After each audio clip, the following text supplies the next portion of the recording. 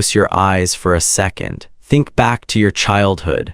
Was there a night, maybe you were 7, maybe 10, when you heard loud voices coming from the next room? When you pulled your blanket tighter, stared at the ceiling, and pretended to be asleep, you told yourself it was fine, just an argument, it would pass.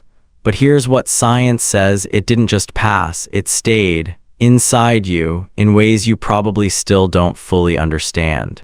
Today, we're going to talk about what really happens to a child when parents fight, not just emotionally, but neurologically, biologically, permanently. Parents often think they were asleep, they didn't hear, or they're too young to understand, but research tells a completely different story. A landmark study from the University of Oregon found that even sleeping infants show measurable brain responses when they hear angry voices. The brain doesn't need to be conscious to register threat. It doesn't need to understand words, it just needs to feel danger. And to a child, parental conflict is danger. Because think about it, a child's entire world is their parents. Their food, their safety, their love, it all comes from these two people. When those two people are at war with each other, the child's brain sends one signal: my survival is at risk. When a child witnesses a fight, shouting, slamming doors, crying, even cold silence, their body activates what scientists call the stress response system. The brain releases cortisol, adrenaline floods the body, the heart rate rises, the muscles tighten. This is the same biological response as facing a physical threat. Now, occasional stress is normal, the body handles it, the brain recovers. But when this happens repeatedly, when conflict becomes a regular part of home life, something much more serious begins to happen. The brain starts to rewire itself. The amygdala, the part of the brain responsible for fear and emotional responses, becomes hyperactive. It starts scanning for danger constantly, even when there is none. The prefrontal cortex, responsible for rational thinking, decision-making, and emotional regulation, develops more slowly. In simple terms, the child's brain becomes wired for fear, not safety. For reaction, not reflection.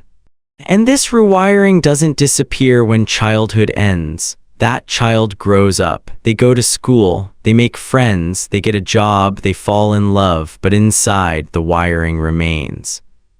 Studies show that adults who grew up in high-conflict homes are significantly more likely to experience anxiety and depression because the brain learned early that the world is unpredictable and unsafe.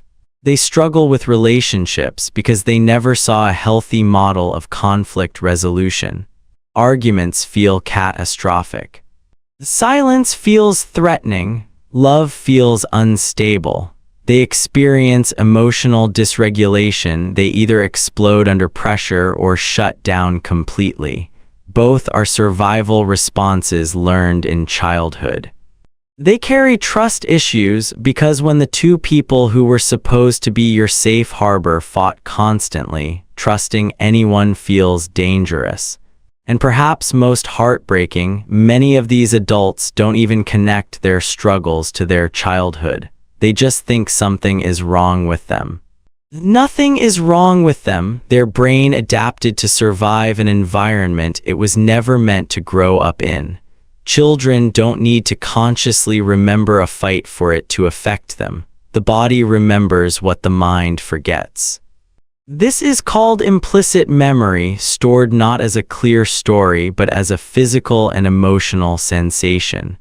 A tightening in the chest when voices rise, a wave of panic when someone goes quiet, a sudden, unexplainable feeling of dread.